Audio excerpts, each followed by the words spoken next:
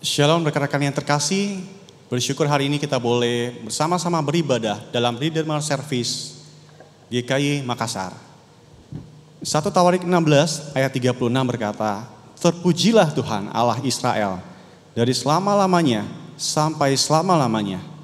Maka seluruh umat mengatakan amin, pujilah Tuhan. Mari kita meninggikan Tuhan kita memuji Tuhan Allah yang penuh dengan kuasa. Saya undang kita bangkit berdiri bersama-sama. Mari dengan penuh sukacita kita akan puji ini, sebab Dia adalah Tuhan kita, menara yang teguh, kota bentong, benteng perlindungan kita. Dialah Allah yang perkasa, Bapa yang kekal.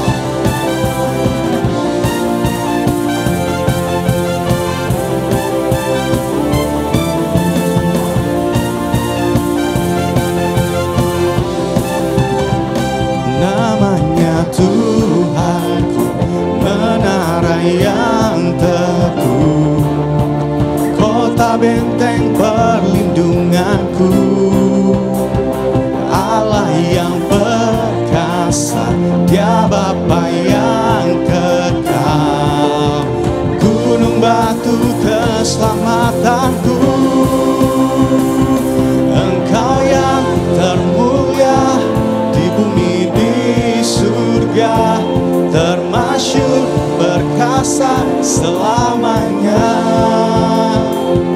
Engkau yang berkuasa di dalam segala hal, ada kuasa dalam nama Yesusku.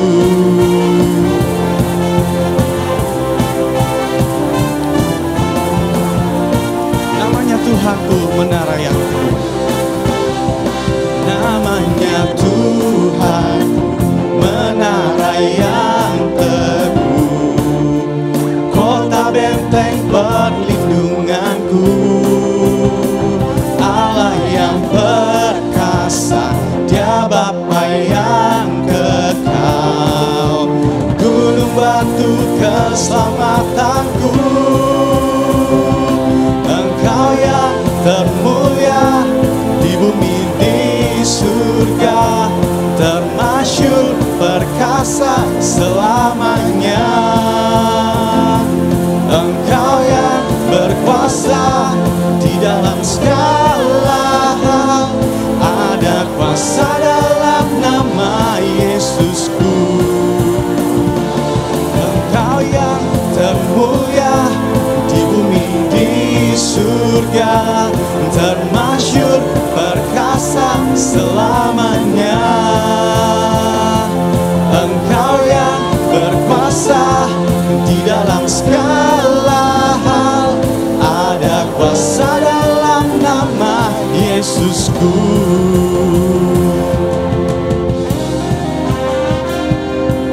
Sungguh Yesus kita adalah nama di atas segala nama, nama yang mampu untuk membebaskan kita.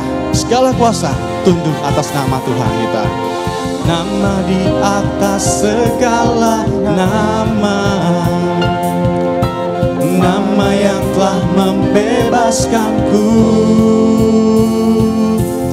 Segala kuasa tunduk pada nama itu, Yesus Tuhan segala Tuhan. Nama di atas, nama di atas segala nama, nama yang telah membebaskanku.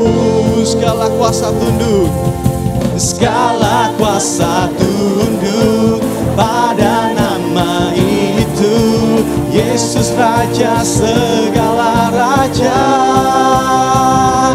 Engkau yang termulia, Engkau yang termulia di bumi di surga, termasyhur perkasa selamanya.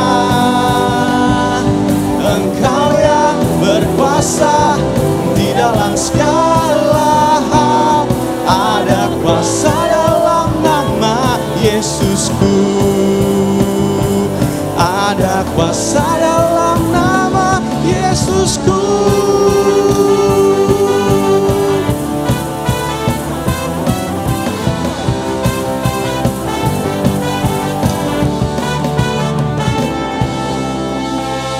satu dalam doa. Kami bersyukur ya Tuhan, karena Tuhan adalah Allah yang berkuasa dalam kehidupan kami.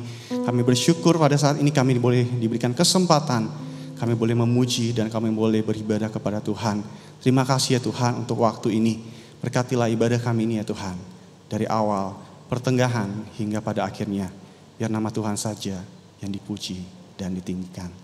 Di dalam nama Tuhan Yesus kami berdoa dan mengucap syukur padamu. Amin. Sungguh Tuhan kita Allah yang berkuasa. Dia adalah Allah yang mampu untuk mengampuni segala dosa dan segala kesalahan dan pelanggaran kita.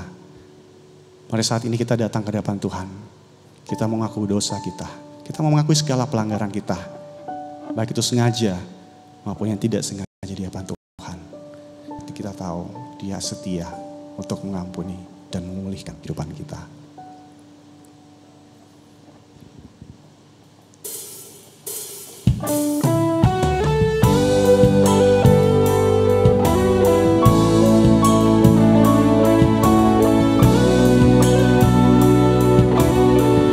Terima kasih Tuhan, Kau begitu baik dalam kehidupan kami.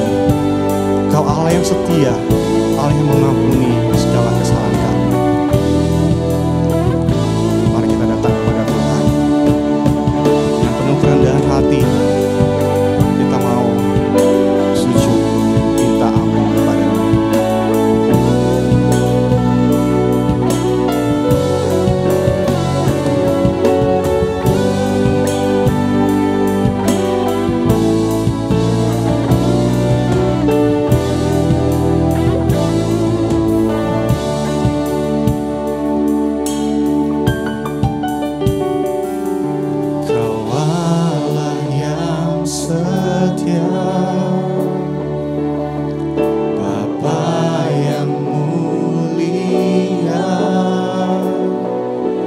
Kasih-Mu besar Tuhan, Kau pulihkan hidupku.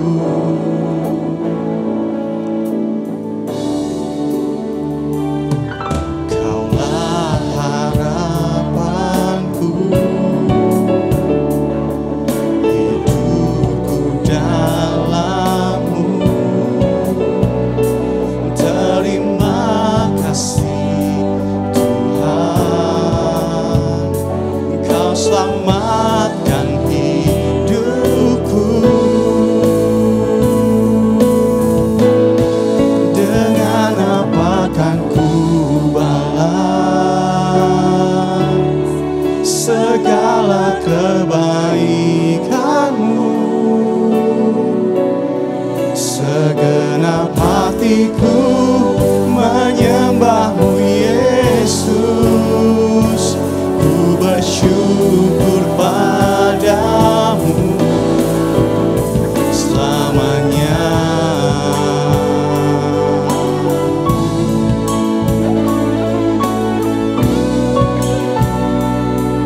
Kami bersyukur ya Tuhan, Kau boleh menjadi harapan setiap kami ya Tuhan. Harapan dalam kehidupan kami yang mampu menyelamatkan kami ya Tuhan. Kaulah harapanku, hidupku dalam-Mu. Terima kasih Tuhan, Kau selamatkan hidupku. Dengan apa kan ku balas segala kebaikan-Mu? Segenap hatiku menyembah-Mu Yesus. Ku bersyukur padamu. Dengan apa kan ku balas segala kebaikan-Mu? Segenap hatiku menyembah-Mu Yesus. Ku bersyukur padamu.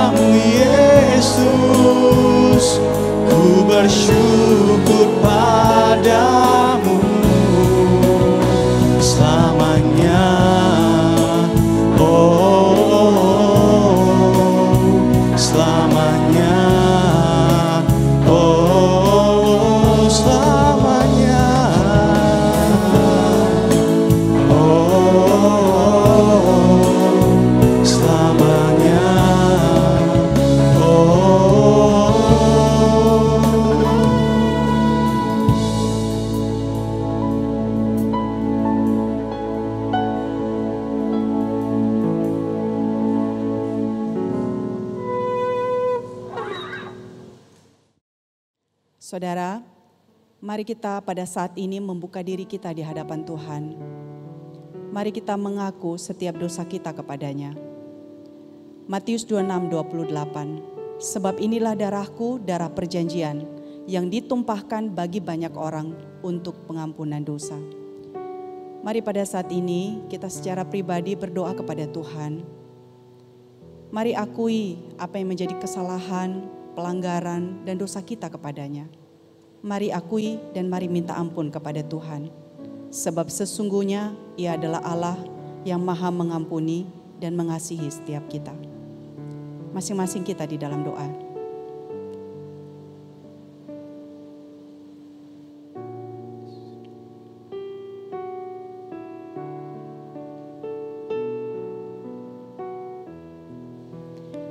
Tuhan, inilah diri kami pada saat ini Tuhan. Engkau mengenal dan Engkau mengetahui setiap diri kami, termasuk hal-hal yang kami lakukan di dalam hidup kami. Tidak ada yang tersembunyi bagi Tuhan. Pada saat ini kami datang minta ampun kepada Tuhan untuk setiap pelanggaran kami, untuk setiap dosa kami, untuk hal-hal yang tidak berkenan kepada Tuhan yang kami lakukan. Ampuni kami Tuhan, jikalau kami kurang mengasihi Tuhan, bahkan seringkali tidak mengasihi Tuhan. Kami lebih mengasihi akan diri kami sendiri dan isi dunia ini. Kami lebih mengutamakan mencari hal-hal yang ada dalam dunia ini daripada mengutamakan dan mencari Tuhan. Ampuni kami, jikalau bahkan dalam diri kami tidak ada keinginan atau kami malas untuk mengenal pribadi Tuhan lebih dalam hidup kami. Kami bahkan mungkin sibuk melakukan ini dan itu. Kami sibuk untuk melayani, tapi keinginan di dalam diri kami untuk mengenal pribadi-Mu itu sedikit sekali, bahkan tidak ada sama sekali. Ampuni kami Tuhan. Kami bersyukur bahwa Tuhan mengasihi kami bahkan ketika kami melakukan begitu banyak pelanggaran di hadapan Tuhan. Kami mohon Tuhan ampuni kami, ampuni kelemahan kami. Dan tolong Tuhan terus gerakkan hati kami, gelisahkan hati kami. Supaya kami memiliki kerinduan untuk mencari Tuhan, mengasihi Tuhan lebih dalam, mengutamakan Tuhan lebih sungguh dalam hidup kami. Kami ingin dalam waktu-waktu dalam kehidupan kami yang begitu sementara, Tuhanlah yang menjadi fokus, Tuhanlah yang menjadi yang terutama, dan Tuhanlah yang ingin kami senangkan dalam hidup kami. Terima kasih karena Engkau mengampuni dosa kami Tuhan. Dalam nama Tuhan kami Yesus Kristus, kami sudah berdoa. Amin. Tetap bangkit berdiri, mari kita mengucapkan akan pengakuan iman kita. Pengakuan iman rasuli. Aku percaya kepada Allah, Bapa yang Maha Kuasa, Khalik langit dan bumi, dan kepada Yesus Kristus, anaknya yang tunggal Tuhan kita, yang dikandung dari Roh Kudus, lahir dari anak darah Maria, yang menderita sengsara di bawah pemerintahan Pontius Pilatus, disalibkan, mati dan dikuburkan, turun ke dalam kerajaan maut. Pada hari yang ketiga, bangkit pula dari antara orang mati, naik ke sorga, duduk di sebelah kanan Allah, Bapa yang Maha Kuasa. Dan dari sana Ia akan datang untuk menghakimi orang yang hidup dan yang mati. Aku percaya kepada Roh Kudus, gereja yang kudus dan am, persekutuan orang kudus, pengampunan dosa, kebangkitan tubuh, dan hidup yang kekal. Amin. Silahkan duduk kembali. Hanya karena kasih dan karunia Tuhan kita boleh dilayakkan dan kita boleh diampuni. Kita bersyukur karena semua itu. Mari kita saat ini mau membuka hati kita di hadapan Tuhan. Kita mau mendengarkan firman-Nya untuk lebih mengenal Tuhan lebih dalam.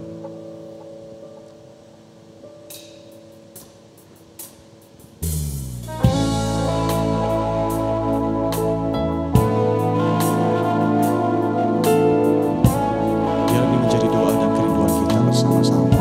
Naikkan pujian ini. Bila ku buka mataku dan lihat wajah, ku terkagum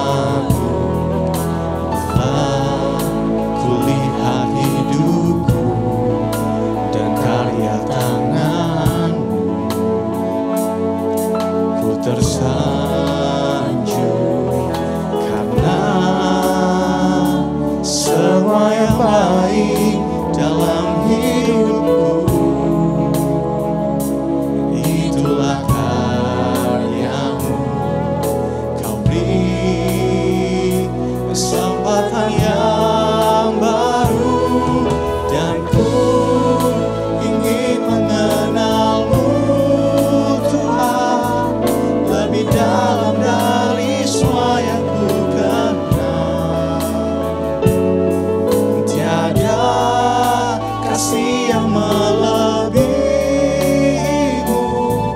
Ku ada untuk menjadi penyembahmu.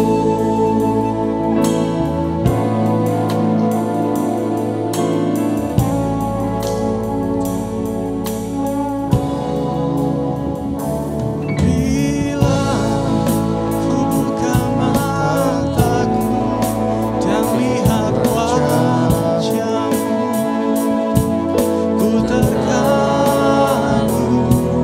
Bila ku lihat hidupku dan karya tanganmu, ku tersanjung karena semua yang baik dalam hidupku itulah karyamu. Kau beri kesempatan yang baru, dan ku ingin mengenalmu Tuhan lebih dalam dari semua yang ku kenal. Tiada kasih yang melebihimu. Ku ada untuk menjadi penyembahmu.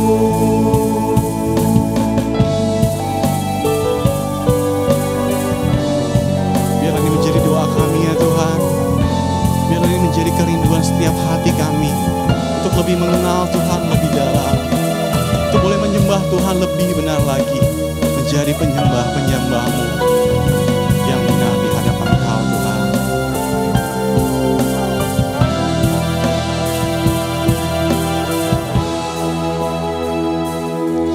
Dan ku ingin mengenal-Mu Tuhan lebih dalam dari semua yang ku kenal. Tiada kasih yang melebihimu. Ku ada untuk menjadi penyembahmu. Dan ku ingin mengenal-Mu Tuhan lebih dalam dari semua yang ku kenal. Tiada kasih yang melebihimu. Ku ada untuk menjadi penyembahmu. Ku ada untuk menjadi, ku ada untuk menjadi, ku ada untuk menjadi penyembahmu.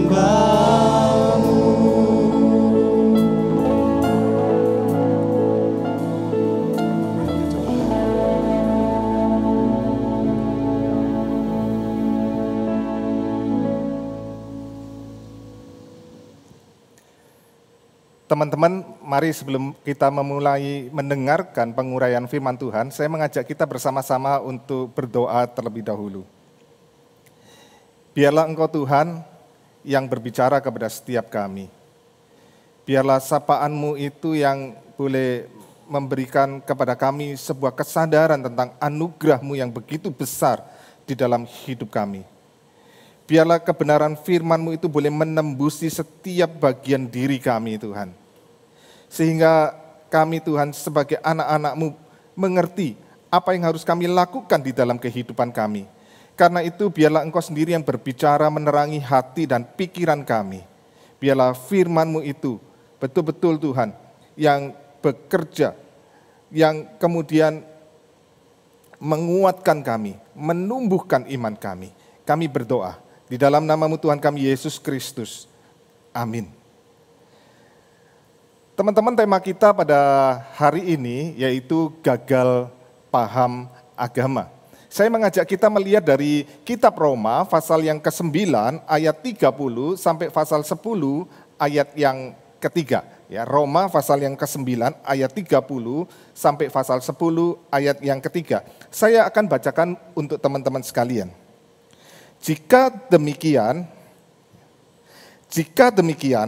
apakah yang hendak kita katakan? Ini, bahwa bangsa-bangsa lain yang tidak mengejar kebenaran telah beroleh kebenaran, yaitu kebenaran karena iman. Tetapi bahwa Israel sungguh pun mengejar hukum yang mendatangkan kebenaran, tidaklah sampai kepada hukum itu. Mengapa tidak? Karena Israel mengejarnya bukan karena iman, tetapi karena perbuatan. Mereka tersandung pada batu sandungan, seperti ada tertulis, sesungguhnya aku meletakkan di Sion sebuah batu sentuhan dan sebuah batu sandungan. Dan siapa yang percaya kepadanya tidak akan dipermalukan. Saudara-saudara, keinginan hatiku dan doaku kepada Tuhan ialah supaya mereka diselamatkan, sebab aku dapat memberi kesaksian tentang mereka, bahwa mereka sungguh-sungguh giat untuk Allah, tetapi tanpa pengertian yang benar. Sebab oleh karena mereka tidak mengenal kebenaran Allah, dan oleh karena mereka berusaha untuk mendirikan kebenaran mereka sendiri, maka mereka tidak takluk kepada kebenaran Allah. Beberapa hari yang lalu saya membuka YouTube dan melihat film-film ataupun tayangan-tayangan yang ada di YouTube. Teman-teman, saya mendapati kemudian ada kumpulan lagu, kumpulan lagu. Dan menariknya waktu saya dengarkan, kumpulan lagu ini mirip sekali dengan lagu rohani Kristen. Bahkan ada temanya, satu tema yang kemudian berbicara tentang cinta kasih. Kalau sepintas kita dengarkan, itu kita mungkin mengira bahwa itu adalah lagu rohani Kristen, tetapi sesungguhnya bukan. Itu adalah lagu yang dinyanyikan oleh agama tertentu yang ada di Indonesia. Ketika mendengarkan lagu itu terbesit di dalam pikiran saya sebuah pertanyaan begini. Apa bedanya ya agama lain dengan kita orang Kristen? Apa bedanya agama-agama yang ada di Indonesia dengan kekristenan? Bukankah mereka kemudian kalau kita lihat sekarang bahkan lagu-lagu ibadah mereka memakai lagu-lagu dengan irama yang mirip dengan lagu rohani Kristen? Kita melihat mereka juga melakukan persembahan, mereka melakukan doa, mereka melakukan ibadah. Maka saudara-saudara, terbersit itu dalam pikiran saya, apa bedanya kalau demikian agama-agama tersebut dengan kekristenan? Mungkin sebagian kita akan berkata, oh ya pasti karena Tuhan Yesus. Kita orang Kristen itu percaya kepada Tuhan Yesus. Oke lah, ya itu bedanya. Tetapi selain itu apakah ada bedanya? Bagaimana dengan kegiatan-kegiatan keagamaan mereka? Apakah itu kemudian sebenarnya tidak ada bedanya dengan kita orang-orang Kristen, teman-teman? Maka disitulah saya ingin coba kita memikirkan tentang apa itu agama. Ya. Apa itu agama?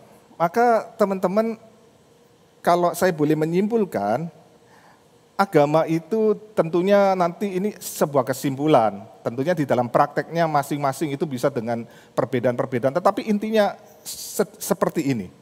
Agama itu kepercayaan terhadap sesuatu. Kenapa saya katakan sesuatu? Karena ada yang melihat itu bukan sebagai pribadi, tetapi sesuatu. Kepercayaan kepada sesuatu atau pribadi, entah itu tunggal atau itu jamak. Yang dikatakan sesuatu atau pribadi itu adalah ilahi. Ya. Sesuatu atau pribadi itu ilahi. Ilahi yang bagaimana? Ilahi yang menguasai kehidupan manusia, dan yang ilahi ini adalah bersifat maha kudus. Inilah kemudian yang kepercayaan daripada konsep agama yang ada di dunia. Percaya terhadap sesuatu atau pribadi yang bersifat ilahi, yang itu menguasai kehidupan manusia, dan yang ilahi itu maha kudus. Maka di dalam kepercayaan yang seperti itulah kemudian manusia menyadari bahwa dirinya adalah berdosa. Tentunya di dalam agama-agama menjelaskan tentang dosa dengan banyak versi. Tetapi ada satu kesadaran bahwa manusia itu menyadari hidupnya itu berdosa. Maka disitulah di dalam kepercayaan kepada adanya yang ilahi, yang maha kudus itu yang menentukan kehidupan manusia, dan manusia yang kemudian berdosa, manusia yang berdosa bagaimana kemudian di dalam relasinya dengan yang maha kudus ini, maka manusia menyadari di dalam keberdosaannya manusia itu harus menerima murka dari yang ilahi atau menerima hukuman. Karena itu ketika manusia yang berdosa ini menyadari dia harus menerima murka atau hukuman, maka berusahalah manusia. Apa yang dilakukan di dalam usaha manusia? Maka manusia berusaha dengan segala cara untuk mentaati di dalam peraturan-peraturan keagamaan mereka. Dan bukan cuma itu, kemudian manusia berusaha untuk melakukan berbagai macam perbuatan baik. Dan di dalam usaha itu kemudian manusia berharap kemudian manusia apa? Dibenarkan atau beroleh kebenaran. Disinilah kata kunci dari surat Roma pasal 9 ayat 30 sampai pasal 10 ayat 3. Itu ada satu kata yang kunci yang diulang-ulang, yaitu kata kebenaran. Yang dimaksud kata kebenaran nanti akan saya jelaskan lebih lanjut, yaitu apa? Kita itu kemudian di hadapan seorang hakim, kemudian kita akan ditentukan apakah saya yang berdosa ini nanti beroleh kebenaran. Maksudnya beroleh kebenaran adalah maksudnya dinyatakan sebagai orang yang tidak berdosa, dinyatakan sebagai orang yang merdeka, dinyatakan sebagai orang yang tidak dihukum. Itu yang dimaksud dengan kebenaran atau dibenarkan. Maka manusia berusaha mati-matian dengan sungguh-sungguh seperti yang Paulus katakan terhadap bangsa Israel. Mereka begitu giat melakukan berbagai macam peraturan agama mereka. Begitu giat untuk Allah. Dengan harapan apa? Mereka bisa beroleh kebenaran atau dibenarkan oleh yang ilahi, yang kudus. Atau kalau kita, Allah yang maha kudus itu. Maka di dalam segala usaha itulah untuk dibenarkan atau beroleh kebenaran, maka manusia semakin banyak melakukan aktivitas keagamaan, ritual keagamaan, peraturan agama, perbuatan baik, maka manusia kemudian merasa dirinya ketika semakin banyak bisa melakukan itu, kemudian menjadi manusia yang semakin rohani, yang kemudian dikatakan spiritualitas atau kerohanian. Semakin hari semakin rohani, semakin banyak yang dilakukan, semakin rohani. Tetapi pertanyaannya teman-teman, betulkah di dalam seluruh usaha manusia itu manusia bisa dibenarkan dan manusia itu betul-betul menjadi manusia yang rohani? Maka disinilah kita perlu memikirkan lebih dalam.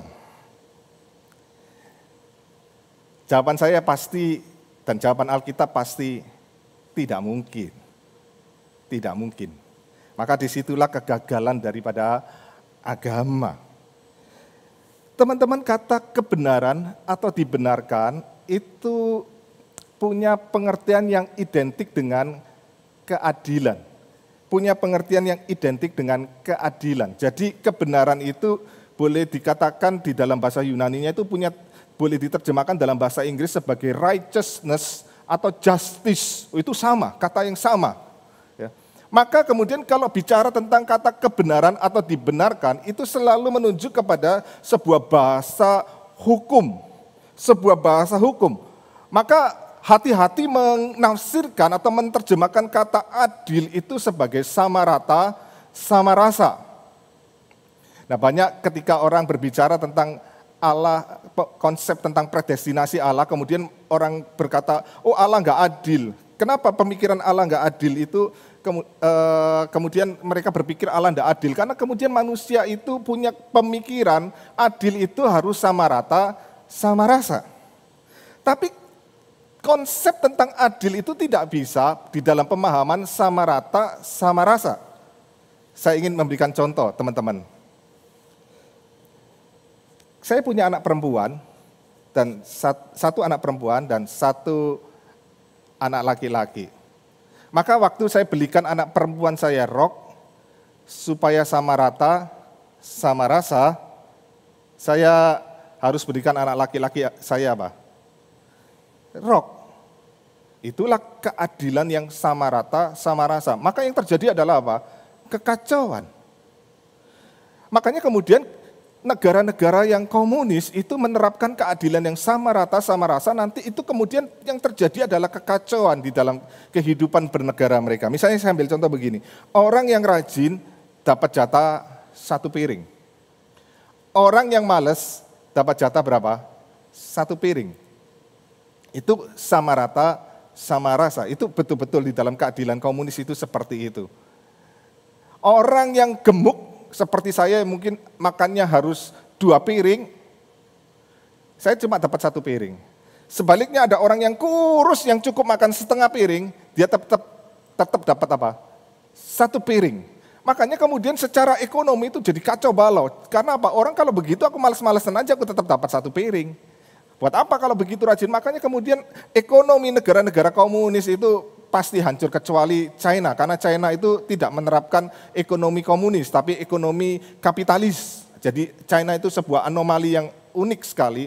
Secara sistem pemerintahan komunis tetapi secara ekonomi kapitalis. Saudara, gak bisa keadilan itu sama rata, sama rasa. Makanya kemudian kita harus pahami keadilan itu sebagai bahasa hukum. Nah, di dalam bahasa hukum keadilan itu begini, yang salah harus dihukum. Yang tidak salah tidak dihukum. Itulah hukum. Itulah keadilan. Kalau ada orang yang tidak salah dihukum, itu tidak adil. Kalau ada orang bersalah tidak dihukum, tidak adil. Dan itulah kemudian kita melihat di dalam dunia ini begitu banyak ketidakadilan. Yang salah bisa jadi benar, yang benar bisa jadi salah. Tetapi di hadapan Tuhan, kita tidak bisa bersembunyi. Kita tidak bisa memutarbalikkan salah dan benar. Karena Tuhan Maha tahu, Tuhan tahu segala-galanya dan kita tidak mungkin bisa bersembunyi. Maka disitulah kemudian kita harus memahami bahwa manusia yang berdosa harus menerima hukuman. Harus menerima hukuman. Tetapi kemudian manusia dalam pola pikirnya cukup aneh karena kemudian orang berpikir gini, oh ya udah saya memang harus dihukum tapi saya ganti hukuman saya dengan mentaati peraturan-peraturan agama, saya melakukan banyak perbuatan baik, maka kemudian saya nggak jadi dihukum. Oh nggak bisa begitu. Bahasa hukum tidak bisa seperti itu, teman-teman. Coba perhatikan. Kalau saya satu saat ketangkep mencuri 2 ekor ayam, ya. Kemudian saya tertangkap dan terbukti memang mencuri 2 ekor ayam, saya kemudian dibawa ke pengadilan dan tinggal ini pasti dihukum. Entah masuk penjara, entah 1 minggu, entah 2 bulan, entah 1 tahun, saya tidak tahu. Kemudian saya tidak mau dong status saya sebagai orang terhukum, sebagai narapidana. Saya kemudian mencoba berkata kepada Pak Hakim begini, Pak Hakim, bebaskan saya, jangan jadikan saya narapidana. Oke, saya mencuri 2 ekor ayam, saya ganti dengan 100 ekor ayam. Menurut teman-teman, saya dibebaskan enggak oleh Pak Hakim? Enggak bisa. Enggak bisa. Karena apa? Waktu saya mencuri 2 ekor ayam itu, saya sudah melakukan tindak kejahatan. Maka tindak kejahatan itu tidak bisa ditarik mundur lagi, tidak bisa diganti. Maka tetap saya secara hukum pasti menerima hukuman. Saya pasti masuk penjara dan plus bayar denda kerugian 2 ekor ayam yang saya curi. Saudara, status saya tidak mungkin bisa hilang sebagai orang terhukum. Ini bahasa hukum. Jadi segala usaha saya mau ganti, saya curi 2 ekor ayam, saya ganti dengan 100 ekor ayam. Nggak bisa menggantikan. Saya ambil contoh yang lebih mudah lah, nggak usah pakai bahasa hukum. Saya pakai bahasa masak-memasak, teman-teman. Ya, satu kali saya ingin buat kue, saya punya 100 butir telur ayam, dan saya kemudian membuat adonan, mencampurkan telur itu dengan tepung, dan itu nanti diolah menjadi kue. Saya sudah masukkan 99 butir telur itu ke dalam adonan. Ya, 99 butir ke dalam adonan, semuanya bagus. Nah waktu saya pecahkan telur yang ke-100, Saya waktu pecahkan telur ke 100, masuk dalam adonan, plek, busuk. Busuk. Teman-teman kira-kira mau makan kue yang saya buat enggak? Saya yakin enggak ada yang mau kan? Saya yakin enggak ada yang mau. Saya akan mencoba membujuk teman-teman ngomong begini, ya 99 telurnya bagus, cuma satu yang jelek. Makanlah kue saya. Saya percaya orang waras tidak ada yang mau makan, teman-teman. Kue yang saya buat itu ada 1 butir telur yang busuk. Itulah gambaran dosa. Waktu kita melakukan satu, walaupun 99 kita lakukan, itu semuanya akan tercemar. Itu tidak bisa menggantikan dosa kita. Maka bagaimana mungkin kemudian perbuatan baik, perbuatan keagamaan kita, ritual-ritual, aktivitas agama kita bisa menggantikan hukuman kita? Enggak mungkin. Enggak mungkin. Mungkin kita bisa debat lagi, kita kemudian bergening sama Tuhan dan kita komplain sama Tuhan, ngomong, Tuhan, aku cuma lakukan dosa kecil kok, masa harus mengalami kebinasaan yang kekal, masa harus masuk neraka yang kekal, cuma kecil aja Tuhan, keterlaluan. Pertanyaan saya teman-teman, ada nggak dosa besar, dosa kecil? Ayo coba kita pikirkan, ada nggak dosa besar, dosa kecil? Saya ingin tanya kepada kalian, orang membunuh karena apa? Orang membunuh karena apa? Biasanya orang membunuh secara umum karena dia benci, ya, dia marah, benci, dendam. Atau yang kedua iri hati. Karena iri hati orang bisa membunuh, contohnya Kain, iri hati sama adiknya sendiri, dia bunuh adiknya. Atau orang serakah, maka orang serakah itu betul-betul bisa bunuh orang. Teman-teman, coba pikirkan, kalau saya nggak ada benci, nggak ada iri hati, nggak ada serakah, saya membunuh orang nggak? Nggak mungkin. Ya. Karena akar dari membunuh itu adalah apa? Hati yang benci, iri hati, serakah. Ya.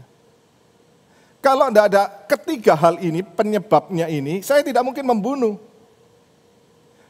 Maka saya katakan benci, iri hati, serakah ini sebagai apa? Sebagai akar. Membunuh itu sebagai apa? Buah yang dihasilkan. Kalau tidak ada akar, tidak ada buah. Lebih besar mana? Akar atau buah? Kita coba pikirkan ini. Kita tidak bisa membedakan, bukan? Kenapa orang berzina? Kenapa orang berzina? Karena pikirannya kotor. Karena pikirannya cabul. Maka orang berzina. Saya katakan, kalau orang pikirannya tidak kotor, tidak cabul, dia tidak berzina. Maka pikiran yang kotor, pikiran yang cabul itu adalah akar dari perzinahan. Lebih besar mana? Pikiran kotor, pikiran cabul dengan perzinahan. Makanya Tuhan Yesus berkata, kalau barang siapa seseorang memandang perempuan pada zaman itu pakaiannya tertutup. Tertutup perempuan pada zaman itu. Maka waktu kita memandang perempuan itu dan mengingini, artinya pikiran kita kotor nih. Melihat perempuan dan kemudian kita mengingini dia. Maksudnya mengingini itu memikirkan untuk melakukan hubungan seksual dengan dia. Walaupun saya tidak melakukan secara fisik, Tuhan berkata apa? Engkau sudah berzina karena itu adalah akar. Maka tidak ada besar, tidak ada kecil. Yang kita anggap kecil itu sebenarnya besar. Maka teman-teman, saya harap ini kita mengerti, tidak ada satu tindakan kita yang kemudian kita bisa berkata, Tuhan bebaskan saya. Tidak mungkin kita bisa bebas dari hukuman. Kalau demikian kita lihat lagi. Seluruh Allah yang maha kudus, manusia yang berdosa, menerima hukuman, manusia berusaha, apakah itu kemudian bisa dibenarkan? Bisa dibenarkan? Jelas tidak bisa. Kalau demikian, kalau kita tidak bisa dibenarkan, apakah perbuatan saya melakukan kegiatan-kegiatan agama itu Dan melakukan banyak kebaikan itu menjadikan saya orang yang lebih rohani. Jelas? Enggak, teman-teman. Enggak, kita enggak lebih rohani, ya. Kita tidak lebih rohani, teman-teman. Pertanyaannya adalah kemudian, kalau begitu bagaimana kita bisa dibenarkan? Maka disinilah kita harus melihat hal yang penting. Bagaimana kita dibenarkan? Paulus bicara dengan clear sekali di dalam pasal 9 dan pasal 10. Karena apa? Karena iman. Iman kepada siapa? Kepada Yesus Kristus yang adalah Allah yang sejati, manusia yang sejati, yang datang ke dalam dunia untuk menebus dosa kita. Dan iman itu pun bukan hasil usaha manusia, bukan karena kekuatan kita. Karena kemudian kalau kita baca Roma pasal 8 ayat 15 dikatakan, oleh roh itu kita berseru ya Aba, ya Bapa. Artinya roh itu yang memampukan kita untuk percaya. Bukan karena kekuatan kehebatan kita. Mungkin kita bisa bertanya lagi, oh Allah nggak adil, masa saya percaya dibebaskan? Di mana keadilan Allah? Harusnya kan dihukum. Teman-teman, kita harus mengerti Allah adalah Allah yang adil. Di mana keadilan Allah? Maka disitulah Allah menimpakan hukuman itu kepada Kristus. Yang adalah Allah yang menjadi manusia yang tidak berdosa, yang mati di atas kayu salib untuk menggantikan hukuman dosa kita. Hukuman itu sudah ditanggung Kristus. Kenapa kok harus Kristus? Kok enggak yang lain? Bukankah Allah bisa ciptakan manusia yang tidak berdosa lagi kan? Bisa ciptakan Adam yang lain. Adam yang pertama itu kemudian berdosa, Adam dan Hawa. Kemudian Allah bisa ciptakan lagi manusia yang enggak berdosa. Bisa mengganti kan? Orang yang berdosa. Ini prinsip, ya prinsip. Yang tidak berdosa bisa menggantikan yang berdosa. Kenapa saya tidak bisa gantikan orang lain? Karena saya berdosa. Saya sendiri dihukum, bagaimana saya mengganti orang lain? Tidak mungkin. Maka yang tidak berdosa mengganti yang berdosa. Tetapi yang berdosa ini cuma mampu menggantikan satu manusia yang berdosa. Satu manusia yang tidak berdosa cuma mampu menggantikan satu manusia yang berdosa. Karena itulah harus Allah yang datang menjadi manusia. Sehingga kualitas penebusan itu sanggup menebus seluruh dosa manusia. Sanggup untuk menebus seluruh dosa manusia. Sanggup untuk menebus seluruh dosa kita. Semua sudah ditanggung Kristus, digantikan oleh Kristus di atas kayu salib. Sehingga disitulah Allah tidak pernah melanggar daripada keadilannya sendiri. Karena itu iman kepada Kristus menjadi sebuah jawaban. Maka di sini teman-teman kita bisa melihat perbedaan antara agama manusia dengan kekristenan. Bedanya di mana? Bedanya di mana? Maka kekristenan itu bukan disebut sebagai agama. Ya. Kekristenan bukan agama. Walaupun secara KTP, secara kehidupan politik di Indonesia kita disebut agama, tetapi hakikatnya kita bukan sedang beragama. Kekristenan itu adalah berbicara tentang Injil kasih karunia. Injil kasih karunia. Apa bedanya antara agama dengan Injil kasih karunia? Saya senang menyebutkan Injil kasih karunia. Ya. Injil adalah berbicara tentang karya penebusan Kristus. Kita percaya kepada Kristus, kita diselamatkan, dibenarkan. Tetapi iman kita kepada Kristus bukan usaha kita, bukan kehebatan kita, tetapi itu anugerah daripada Allah. Nanti di dalam Efesus pasal 2 ayat 8 dan ayat 9 itu mengatakan dengan jelas sekali, iman itu bukan karena usaha manusia, tetapi pemberian daripada Allah. Maka kita melihat teman-teman, agama itu kita harus lihat ya. Agama itu manusia yang berusaha mencari dan menggapai Allah. Berusaha mencari dan mendapatkan Allah. Tetapi tidak mungkin manusia berdosa bisa berjumpa dengan Allah yang Maha Kudus. Tidak mungkin, tidak mungkin. Manusia yang berdosa bisa berjumpa dengan Allah yang Maha Kudus. Sebaliknya, Kekristenan adalah Injil kasih karunia, yaitu Allah yang memilih, Allah yang mencari, Allah yang mendapatkan manusia. Ada perbedaan yang besar sekali. Perbedaan yang besar sekali. Maka disitulah kita melihat kita bukan sedang beragama, tetapi kita sedang berada di dalam Injil kasih karunia. Maka dari situlah kemudian kita bisa melihat arti kerohanian yang sejati, ya, arti kerohanian yang sejati. Bagaimana kerohanian yang sejati itu terjadi? Maka saya ingin membandingkan kerohanian palsu dengan kerohanian yang sejati berdasarkan Injil kasih karunia. Maka perhatikan teman-teman, kerohanian yang palsu itu selalu dibangun atas usaha manusia, kekuatan manusia sendiri. Dan ternyata manusia tidak akan pernah bisa. Makanya saya masih ingat ketika 2 minggu lalu saya bercerita tentang orang yang makan sayur. Saudara, sayurnya dibentuk seperti apa? Seperti sate, daging ayam, daging steak. Saudara, mereka begitu bangga. Begitu bangga ya, makan itu rasanya bisa menahan hawa nafsu. Tapi sebenarnya mereka tidak sedang menahan hawa nafsu. Karena mereka sedang sebenarnya secara hati tetap pada daging. Jadi tetap mereka nafsunya sama daging, bukan sama sayur. Dan itulah realita manusia yang cuma di luar dengan berusaha dengan kekuatan sendiri untuk menjadi rohani. Tetapi tidak akan pernah bisa menjadi rohani. Maka kerohanian yang sejati itu dibangun dengan apa? Kesadaran akan kasih karunia Allah. Aku ada, bukan karena aku.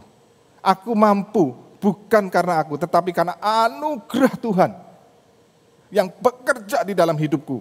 Kesadaran akan anugerah Tuhan. Itu yang menjadikan kita bertumbuh di dalam kerohanian yang sejati. Kerohanian yang palsu itu berbuat baik. Karena rasa takut akan hukuman. Maka kita melihat seluruh perbuatan baik manusia itu motivasinya karena apa? Karena supaya tidak dihukum.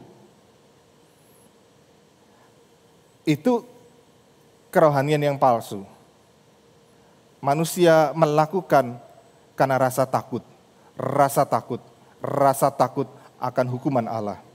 Sebaliknya, kita di dalam iman kita kepada Kristus, di dalam anugerahnya, kita berbuat baik, bukan karena rasa takut, tetapi justru karena kita bersyukur, karena kita sudah beroleh anugerah, kita terlebih dahulu diselamatkan, kita terlebih dahulu yang ditangkap oleh Tuhan. Maka kita ini orang yang berdosa, orang yang menjijikkan, tapi Tuhan tangkap, Tuhan selamatkan, berikan anugerah. Maka sebagai apa? Sebagai ucapan syukur, kita melakukan apa yang Tuhan mau. Kita melakukan kebaikan, bukan lagi supaya tidak dihukum, tetapi justru karena saya sudah dibebaskan, maka saya mengucap syukur. Melakukan kebaikan itu sebagai ucapan syukur. Kerohanian yang palsu selalu dibangun dengan sikap hati sombong atau rendah diri, minder.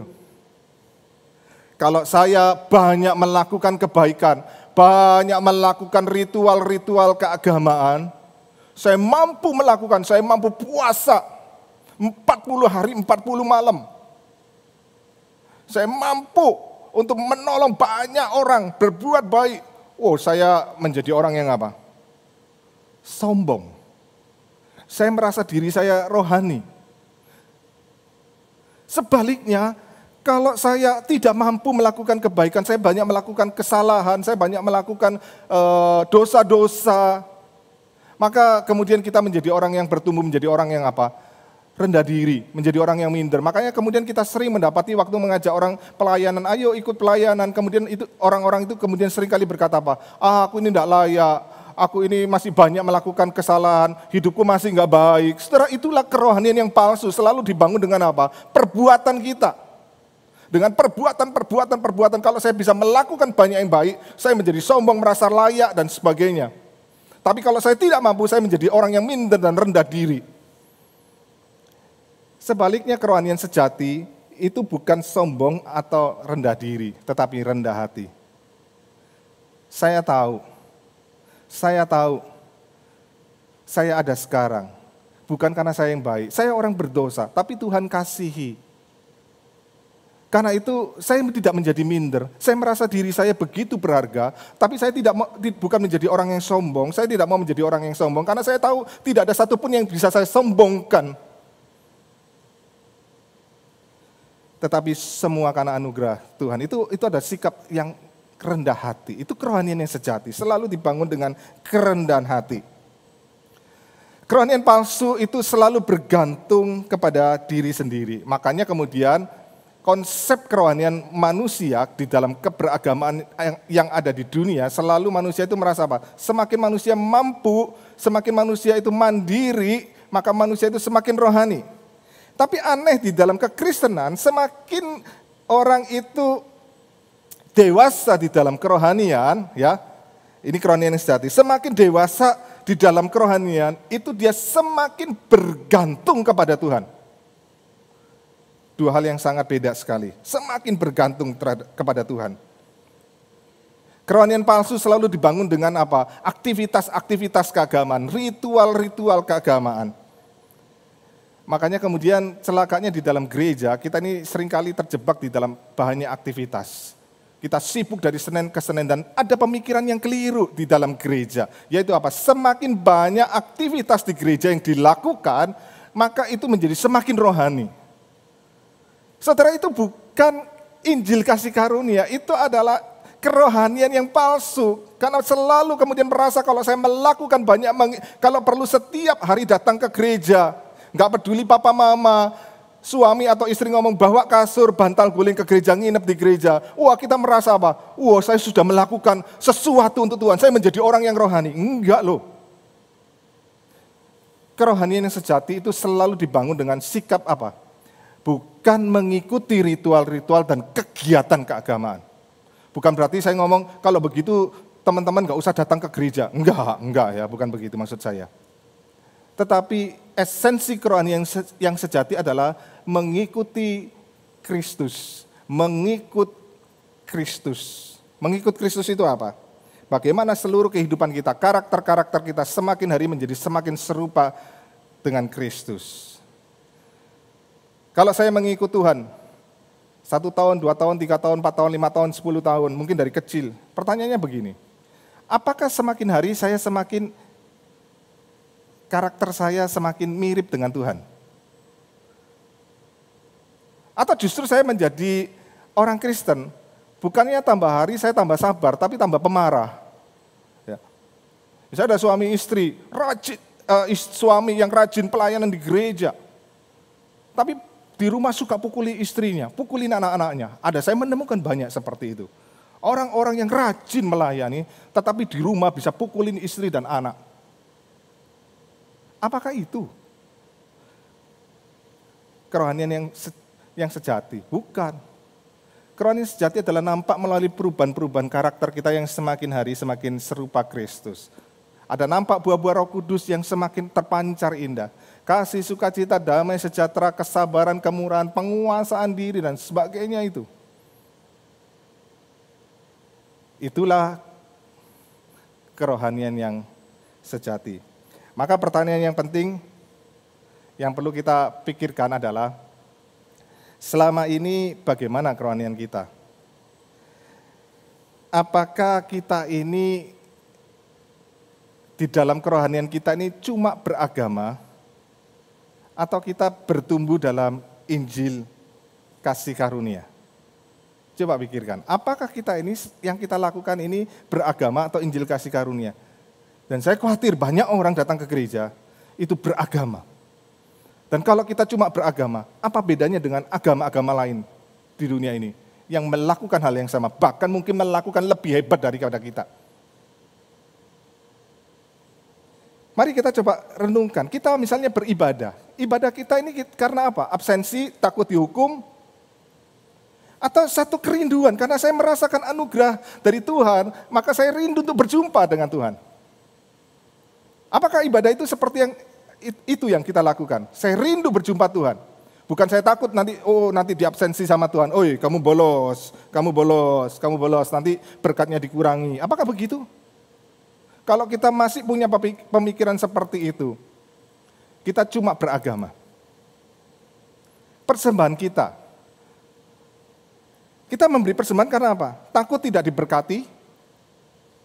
Atau justru karena sudah terlalu banyak yang Tuhan berikan untuk saya, maka saya mengucap syukur, saya memberikan persembahan sebagai ucapan syukur.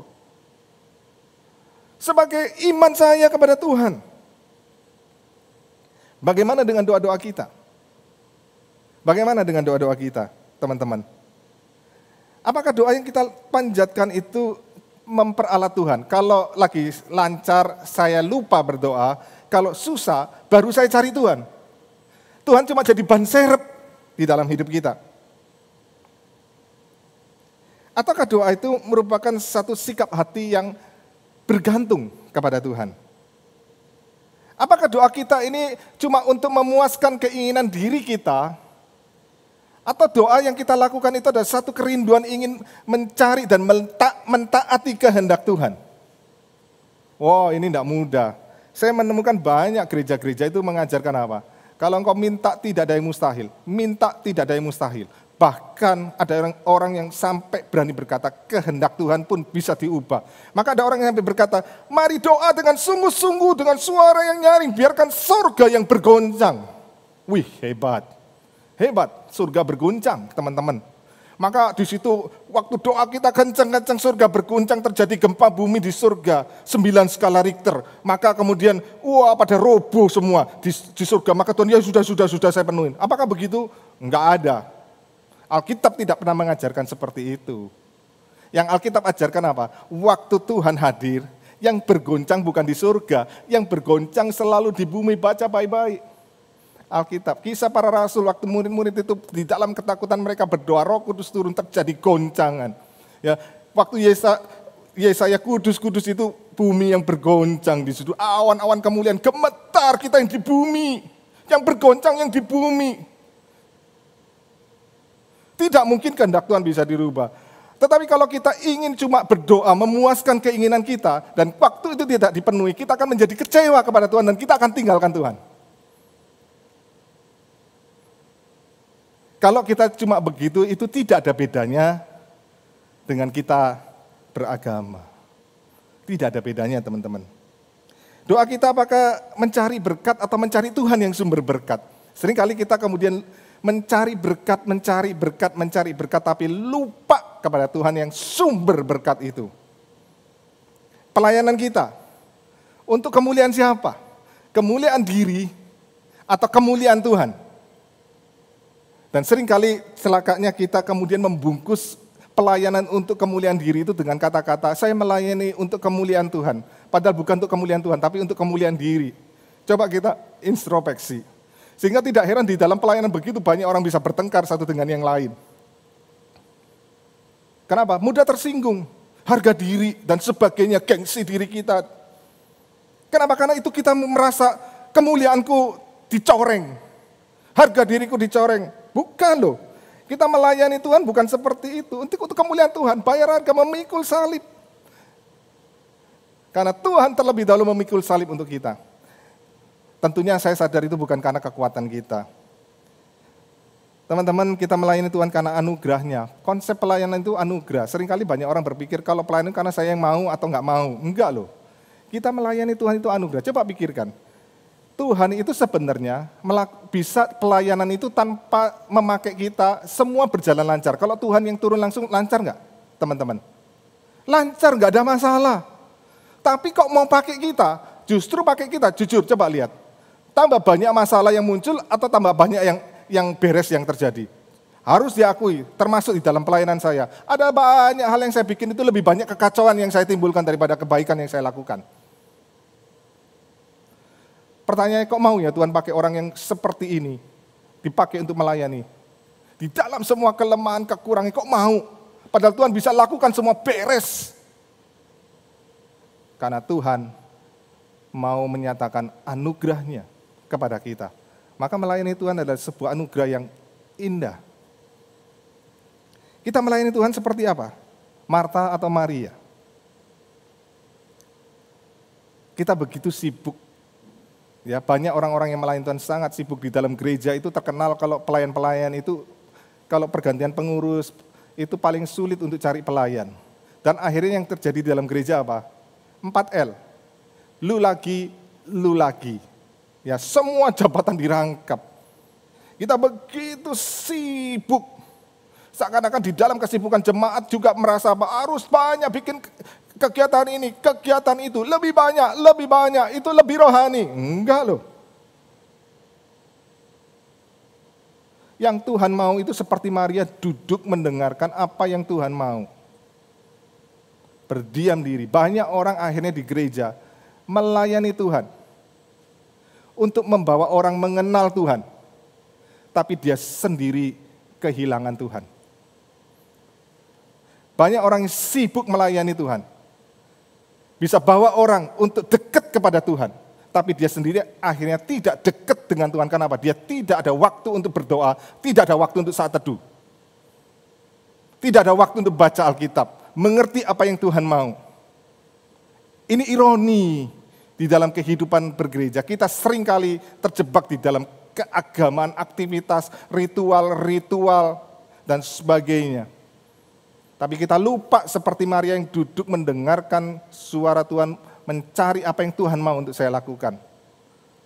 Maka teman-teman, pertanyaan itu adalah, selama ini kita beragama, atau kita melakukan semuanya didasarkan kepada Injil kasih karunia. Maka judul tadi, gagal paham agama. Betul, kita harus gagal paham agama karena kita tidak sedang beragama. Tapi kita sedang melakukan seluruhnya. Aspek hidup kita, pelayanan kita, doa-doa kita, ibadah kita, semuanya di dalam anugerah Tuhan. Mari kita tundukkan kepala, kita berdoa. Biarlah Tuhan, firman-Mu itu yang mengingatkan setiap kami. Ampuni kami Tuhan. Jujur Tuhan, seringkali apa yang kami lakukan tidak ada bedanya dengan orang-orang yang beragama lain di dunia ini Tuhan. Kami hanya melakukan untuk keagamaan. Kami merasa kami yang mampu. Kami merasa dengan usaha kami bisa ini dan bisa itu Tuhan. Tapi kami lupa bahwa semuanya itu karena anugerah-Mu Tuhan. Tapi biarlah hari ini Engkau celikan hati kami Tuhan. Celikan pikiran kami melihat kembali. Tuhan, kalau kami ada sekarang, semua karena anugerah-Mu. Bukan karena kehebatan kami. Bukan karena kekayaan kami. Bukan karena ketampanan kami. Bukan karena kebaikan kami. Tapi karena anugerah-Mu semata Tuhan. Biarlah anugerah itu yang menjadi motor penggerak di dalam seluruh kehidupan kami. Dan kami bertumbuh di dalam kerohanian kami. Karena kami sadar semua adalah anugerah-Mu semata. Karena itu bimbinglah hidup kami Tuhan. Kami berdoa di dalam nama-Mu Tuhan kami Yesus Kristus Tuhan yang hidup. Amin.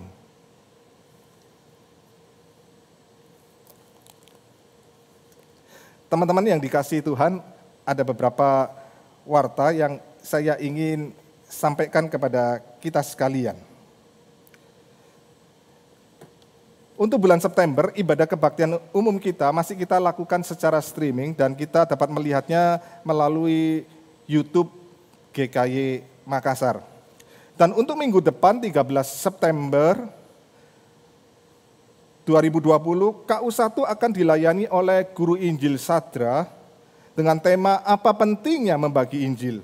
Dan Redeemer Service akan dilayani oleh Pendeta Budionoli dengan tema, ini menarik temanya ya untuk anak-anak muda, Vocation or Vacation. Waduh ya, Vocation atau Vacation. Nah, untuk kebaktian doa, mengucap syukur Rabu yang lalu kita sudah melakukan kebaktian doa Rabu kita secara live streaming dan mengucap syukur semuanya berjalan dengan baik. Rabu depan 9 September kita akan melakukannya lagi dengan live streaming dan untuk selanjutnya kita akan melakukannya secara live streaming pukul 19.30. Untuk Rabu depan kita akan membahas sebuah tema yaitu ucapan bahagia yang ke-6 yang akan dibawakan oleh Guru Injil Heni Aryani. Rapat pleno majelis kepada rekan-rekan majelis mengingatkan hari ini pukul 13 WITA kita ada rapat pleno via Zoom. Kami mengharapkan rekan-rekan majelis dapat mempersiapkan diri. Redeemer Talks, wah ini Redeemer Talks menarik sekali akan mengadakan acara Redeemer Talks Selasa 8 September 2020 pukul 19.30 WITA. Tema yang sangat menarik. Apakah orang Kristen telah mengubah Alkitab? Ini seringkali orang Kristen diserang, diberi cap. Oh, orang Kristen sudah mengubah Alkitabnya. Jadi Alkitab orang Kristen ini sudah tidak asli lagi, palsu. Benarkah begitu? Maka nanti kita akan mendapatkan jawabannya dari Andre Tunggal, ya, seorang apologet yang sering tampil di YouTube. Dia sangat baik sekali dalam berapologetika. Mari bersama-sama bergabung dengan Redeemer Talks, ya. Selasa 8 September pukul 19.30. Untuk berita hamba Tuhan, kita sungguh boleh mengucap syukur bahwa GKY Makassar mengutus 2 orang hamba Tuhan dari STT Sapi, ya, STT Sapi untuk pelayanan di sekolah TK dan SMTK Glory Bambam serta Gereja GTM Jemaat Bukit Zaitun di Tanete Bambam. Kedua orang utusan kita adalah bernama Komunion Hulu dan Wistaria Harefa. Mari jemaat, saya sangat memohon kita dapat mendukung 2 orang hambanya ini, yaitu Komunion Hulu dan Wistaria Harefa.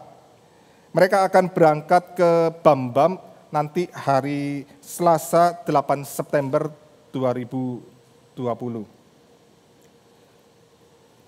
Selanjutnya kami mengucapkan terima kasih untuk persembahan pujian dari White Lily yang nanti setelah selesai kebaktian kita akan saksikan tayangannya.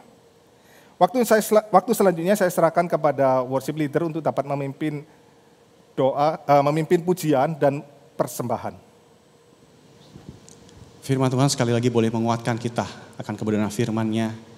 Dalam kehidupan kita boleh menjalani hari-hari kita dengan tetap berteguh kepada Tuhan dan firman-Nya. Mari saat ini kita akan membawa korban syukur kita ke hadapan Tuhan. Kita membawa pujian hitung berkat Tuhan. Dengan penuh sukacita mari kita bawa persembahan kita dengan pujian ini. Sambil bertepuk tangan, kita akan katakan bila gelombang kehidupan menimpa, tidak perlu takut dan putus asa. Sebab kita tahu berkat Tuhan selalu dalam kehidupan kita. Gelombang kehidupan menimpa, hati jadi takut dan putus asa. Jangan lupa berkat Tuhan hitunglah, pasti kau tercengang akan karyanya. Hitung berkat satu persatu, dan lihatlah karya Tuhanmu.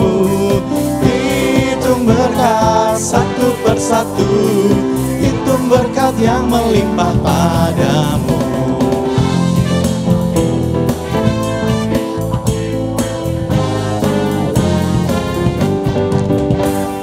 Adakah berat bebanmu menekan, dan salib yang kau pikul melelahkan?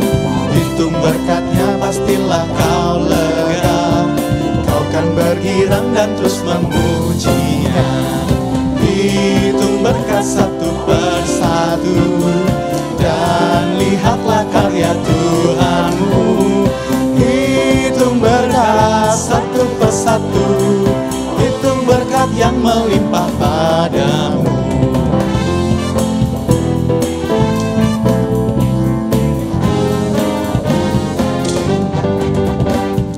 Bila kau memandang harta orang lain, janji Kristus yang lebih permai. Hitung berkat Tuhan yang tak terbeli, pahala di sorga yang tak terberi. Hitung berkat satu persatu, dan lihatlah karya Tuhanmu. Hitung berkat satu persatu, hitung berkat yang melimpah padamu. Mari saudara, kita semua untuk bangkit berdiri bersama-sama dengan penuh sukacita kita naikkan bait 4. Katakan bersama-sama. Dalam pergumulanmu di dunia, jangan khawatir, Tuhan akan beserta. Dia mengirim malaikatnya menjaga, membimbing menghiburmu sampai sorga. Hitung berkat satu persatu, lihatlah karya Tuhanmu. Hitung berkat satu persatu, hitung berkat yang melimpah padamu.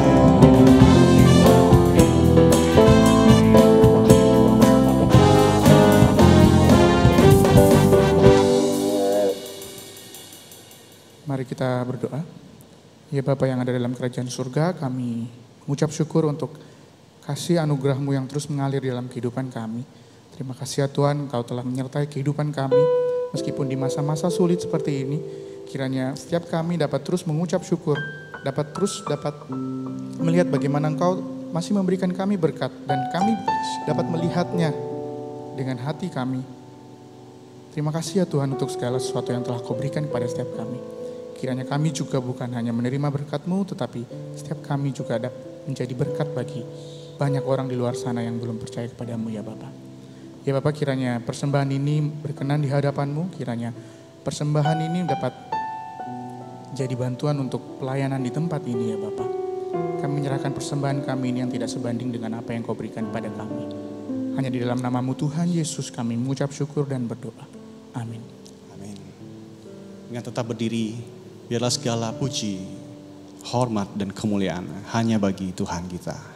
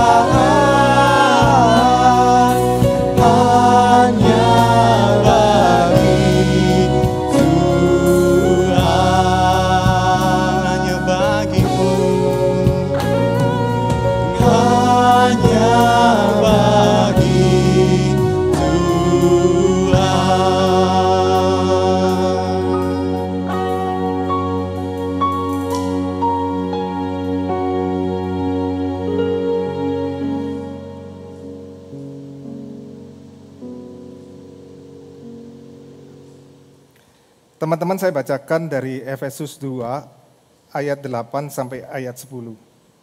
Sebab karena kasih karunia kamu diselamatkan oleh iman. Itu bukan hasil usahamu tetapi pemberian Allah.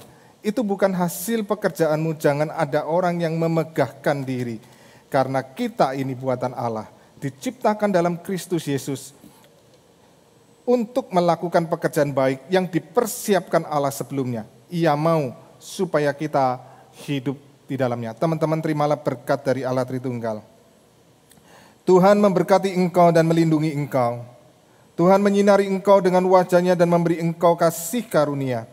Tuhan menghadapkan wajahnya kepadamu dan memberi engkau damai sejahtera dari sekarang sampai selama-lamanya. Amin.